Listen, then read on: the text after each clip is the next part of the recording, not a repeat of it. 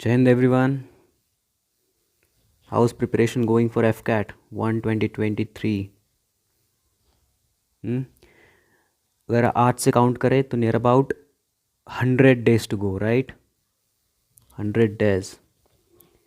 And if you genuinely study 3 to 4 hours every day, you'll definitely clear the exam. You'll not only clear the exam, you'll be able to score more than 200. Guarantee है भाई. FCAT इतना tough नहीं है. Provided you study according to your syllabus or PYQs analysis, right? So in this video we'll be discussing 15 most important spotting the errors previous year questions, right? Okay, बहुत सारे students को spotting the errors में ज़्यादा दिक्कत आती है, लेकिन हम यहाँ पे बहुत ही ईजी तरीके से पढ़ेंगे, राइट? Moving on. चलो. I did not want to listen to him, but he was adamant and discuss about the matter. क्या हो सकता है इसका? 2019 सेकेंड वाले एफकैट में पूछा गया क्वेश्चन है ये. क्या हो सकता है इसका? बोलो.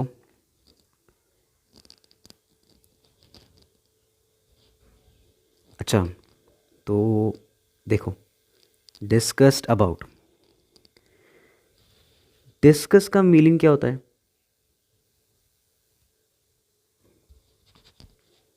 बोलो.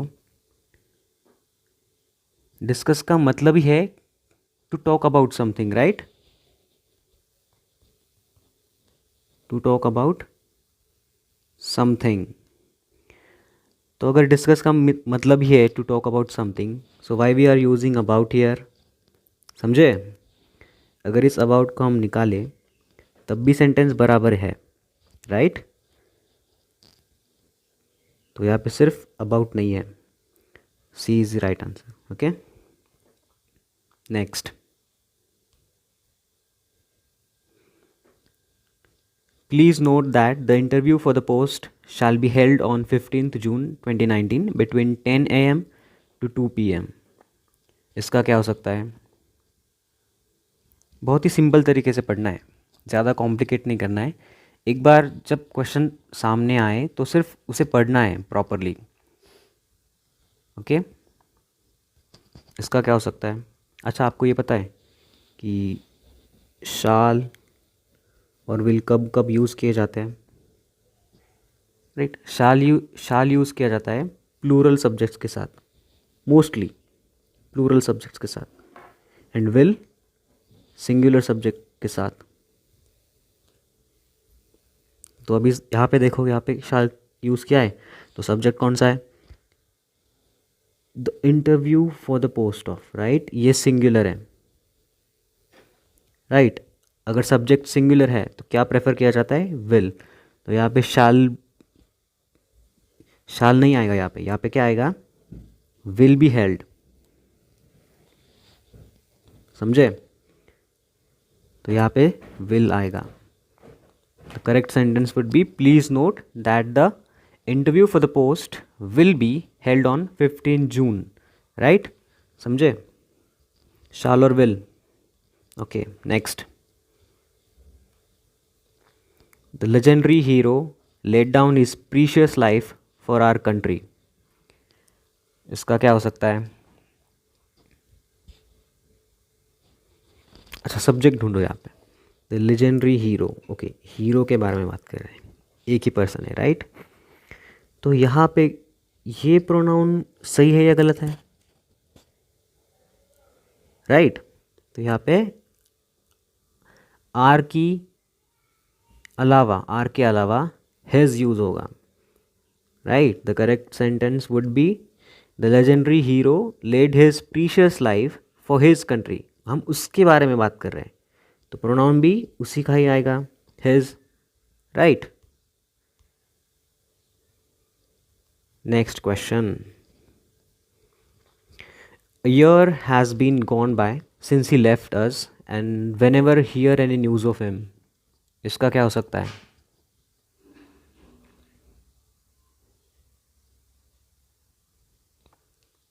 बोलो.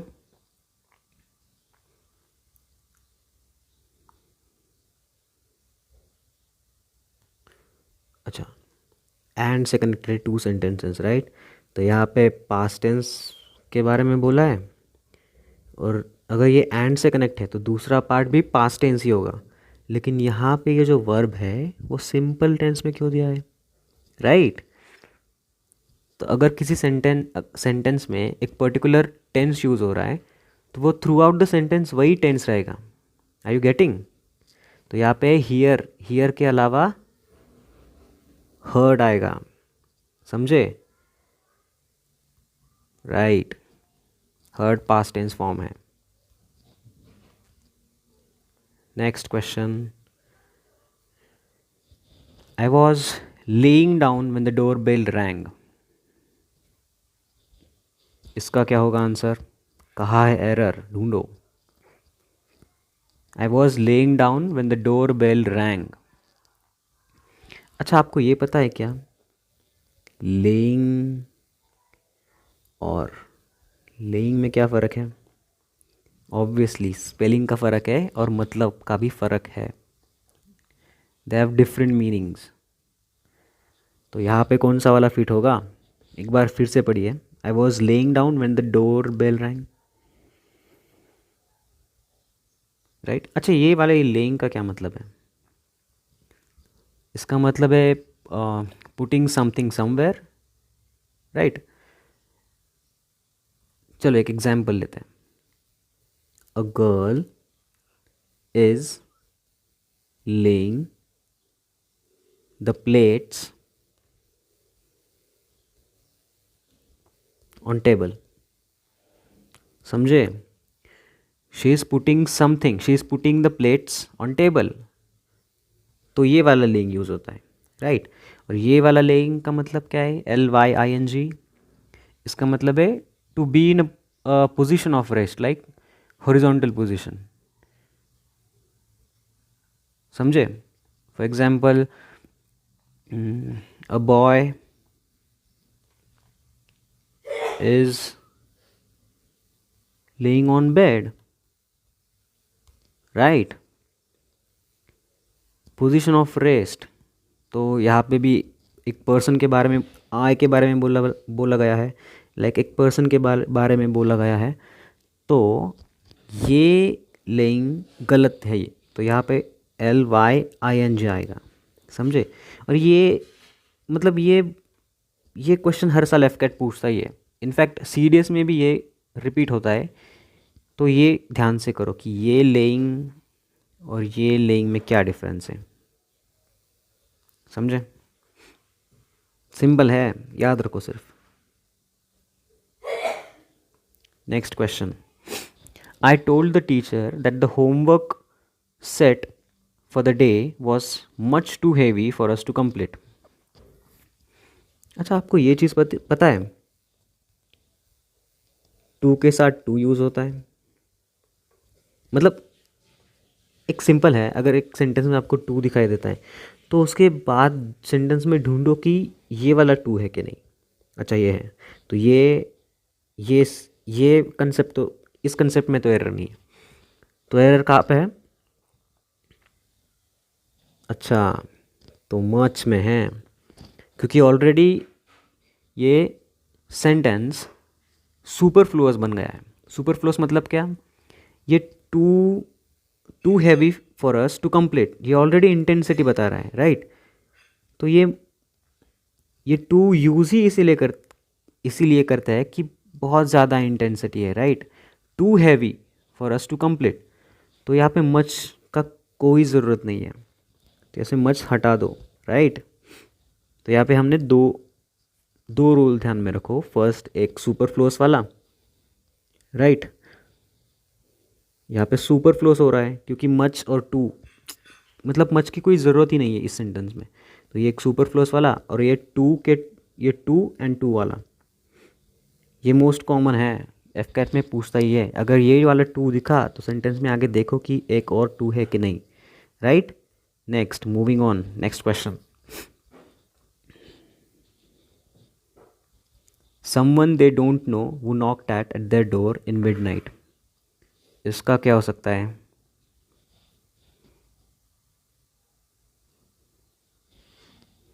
दे के बारे में बात कर रहे हैं, यहाँ पे भी देर दिया है तो इसका इसका कोई एरर नहीं है, राइट। नॉट एट प्रीपोजिशन भी बराबर है। अच्छा, इन मिडनाइट, कभी सुना है इन मिडनाइट? नहीं ना। इन जनरल क्या यूज़ करते हैं हम? इन कब यूज़ करते हैं? We use in when? In morning, right,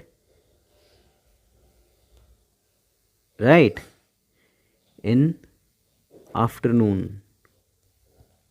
right.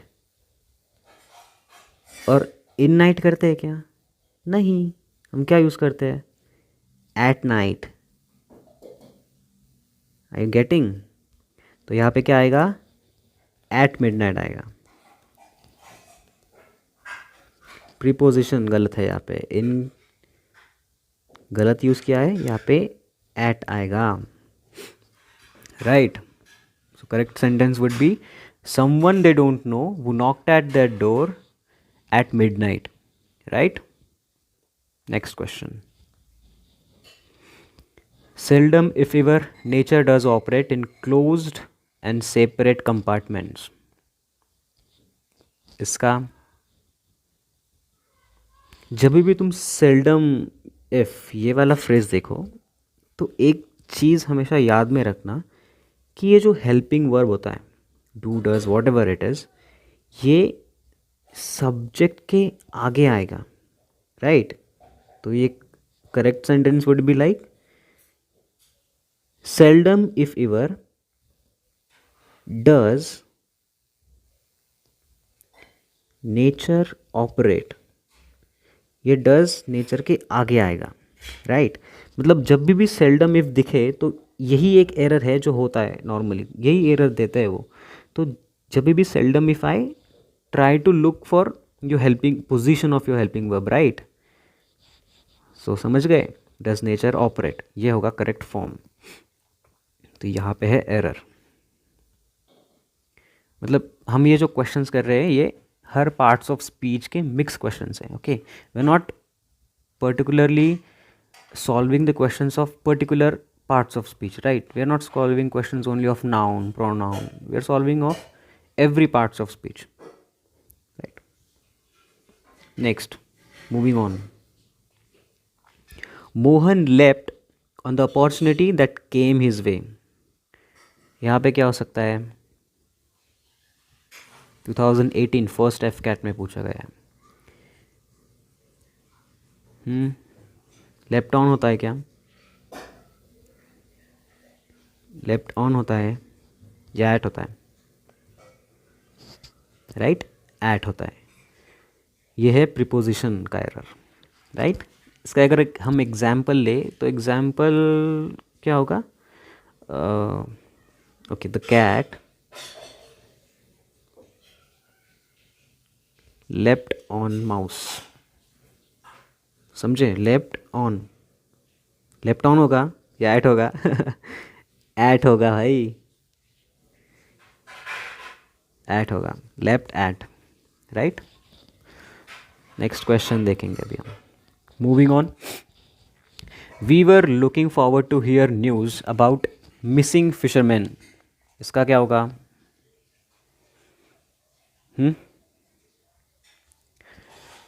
एक कॉमन रूल है, मतलब अभी समझाता हूँ आपको। जब भी लुक फॉरवर्ड टू, जब भी लुक फॉरवर्ड टू ये फ्रेज़ यूज़ होता है तो एक चीज़ का ध्यान रखना, क्योंकि इसके बाद यूज़ होने वाले जो वर्ब होता है वो इस फॉर्म में होता है, वो वर्ब प्लस आईएनजी वाले फॉर्म में होता है, राइट। तो यहाँ पे देखेंगे हम, ओके, लुकिंग फॉरवर्ड ये फ्रेज़ यूज़ हुआ और जो वर्ब यूज़ हुआ है वो है वर्ब प्लस आईएनजी में नहीं। तो यहाँ पे क्या होगा? The correct sentence would be like we were looking forward to hearing news, okay. तो ये होगा correct usages of verb. Hearing simple, जब भी लुक फॉरवर्ड टू ये फ्रेज यूज़ होगा सेंटेंस में, तो उसके उसके आने वाले वर्ब में, उसके बाद आने वाले वर्ब में verb plus ING form use होगा, right? Simple. Next, it is better to keep one's head in the face of danger than losing one's courage. इसका क्या होगा? इट इज़ बेटर, बोलो।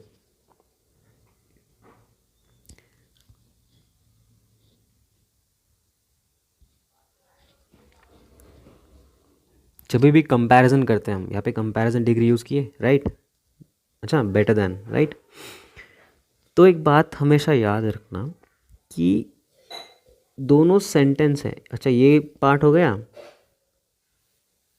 और ये एक पार्ट हो गया, तो इन दोनों का स्ट्रक्चर सेम ही होगा every time. There structure will be same. तो इसका स्ट्रक्चर देखते हैं अभी। To keep one's head. अच्छा, तो यहाँ पे इन्फिनेटिव का यूज़ किया है, टू प्लस वर्ब। अगर यहाँ पे इन्फिनेटिव टू प्लस वर्ब का यूज़ किया है, then the other part will surely have to plus verb. देखते हैं। अरे, यहाँ तो वर्ब प्लस आईएनजी दिया है, हो गई गड़बड़। तो यहाँ पे लूजिंग, ये रॉन्ग यूजेज है, यहाँ पे होना चाहिए था to lose. The correct sentence would be, it is better to keep one's head in the face of danger than to lose one's courage. Simple, right? Moving on, next question. Although the police officer sympathized with the poor, he refused to take an action against the rich man. इसका क्या होगा भाई? जब एक particular level के हो जाओगे तुम, जब प्रैक्टिस से, देन क्वेश्चन समझते ही यूड बी नोन कि ये किस पार्ट्स ऑफ स्पीच का एरर हो सकता है। अभी जैसे ही मैंने ये क्वेश्चन पढ़ा, तो मैंने सबसे पहले पढ़ा कि ऑल दो से स्टार्ट हो रहा है, राइट? तो अगर ऑल दो से स्टार्ट हो रहा है तो एक रूल है, इसे लिख के ले लो, ओके? ऑल दो, राइट? अगर इससे सेंटेंस स्टार्ट हो रहा है तो कहीं ना कहीं सेंटेंस में येट आएगा, right? Although and though always followed by yet. तो देखो यहाँ पे एट येट है का। Although the police officer sympathised with the poor, he refuse to take an action against the rich man. Yet नहीं है। कहाँ होना चाहिए येट? येट होना चाहिए यहाँ, ही के बिफोर ही, राइट?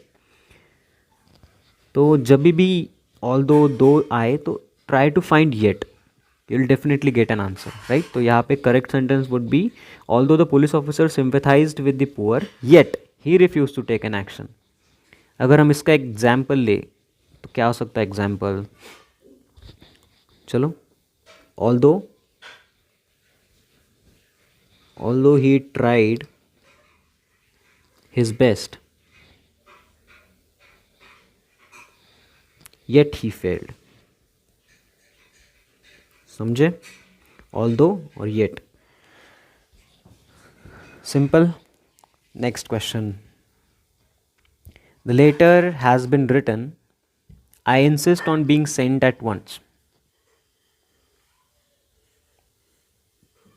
यहाँ पे क्या हो सकता है error? The letter has been written, I insist on it being sent at once. यहाँ पे इस ऑन की ज़रूरत है क्या? नहीं है, राइट?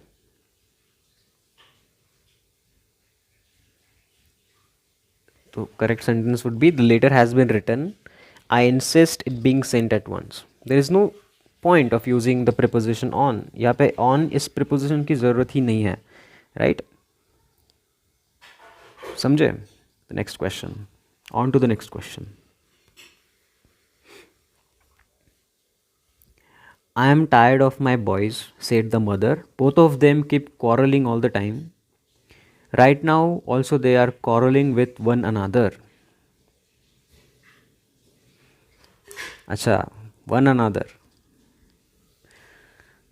जब भी वन अनादर ईच अदर आता है ना, तो ट्राई टू फाइंड आउट कि कितने नंबर के बारे में बोल रहे हैं. बॉयज़, अच्छा कितने बॉयज़? Both of them. तो बोथ ऑफ देम मतलब दो बच्चे हैं. तो अगर दो बच्चे हैं तो तुम वन अनदर यूज़ करोगे क्या? नहीं ना. सिंपल रूल है भाई. एक है ईच अदर, एक है वन अनदर. अब ध्यान से देखो कि ये यूज़ कब किए जाते हैं. ईच अदर यूज़ होते हैं हमेशा दो लोगों के लिए. यहाँ पे दो लोग हैं. क्यों दो लोग हैं? क्योंकि बोथ ऑफ देम दिया है यहाँ पे, राइट. तो दो लोग हैं. और वन अनदर जब भी दो से ज़्यादा लोग होंगे, राइट, मतलब तीन से ज़्यादा, तीन या तीन से ज़्यादा. तो ईच अदर यूज़ होता है whenever we are talking about two people, and one another whenever we are talking about three people, right. Keep it simple. Next question, last question. Shirley wants to know whether you're going to Delhi today night. फिर से पढ़ो, कुछ तो गड़बड़ लगी पढ़ते समय. शेयरली wants to know whether you are going to Delhi today night. अब ये टुडे नाइट क्या होता है? टू नाइट होता है. सिंपल. देखो, दे एफ कैट और सीरियस में ये तुम्हें एकदम सिंपल क्वेश्चंस देंगे, लेकिन जो प्रेशर तुम अपने दिमाग में रखोगे ना सॉल्व करते समय, बॉय स्पॉटिंग द एरर्स बहुत टफ होते हैं, ये होता है वो होता है, तो सिंपल क्वेश्चंस रॉन्ग करके आओगे. ओके, कूल माइंड से सॉल्व करो ये क्वेश्चंस. पढ़ो ध्यान से, दो बार पढ़ो. यू विल डेफिनेटली क्लिक कि what's wrong in the question. Okay. Shirley wants to know whether you are going to Delhi tonight. आएगा, टुडे नहीं आएगा, राइट. सिंपल. तो ये हमने सॉल्व किए कुछ previous year questions spotting the errors के. हमने ये मिक्स किए हर पार्ट्स ऑफ स्पीच के. तो इस ये लेवल होती है स्पॉटिंग द एरर्स की, समझे.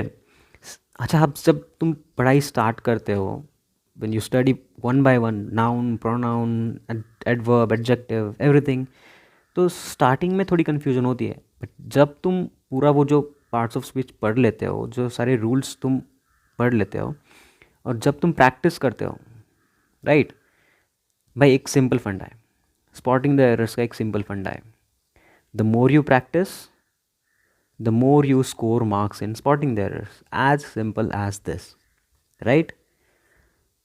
तो ऐसे ही हम सब पूरा इंग्लिश कवर करेंगे, मैथ्स भी करेंगे. रीजनिंग में तो भाई पूरे पूरे नंबर लेने हैं, तो रीजनिंग भी करेंगे, जीके भी देखेंगे थोड़ा फार.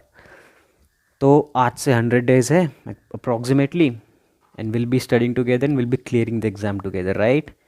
No doubts, right.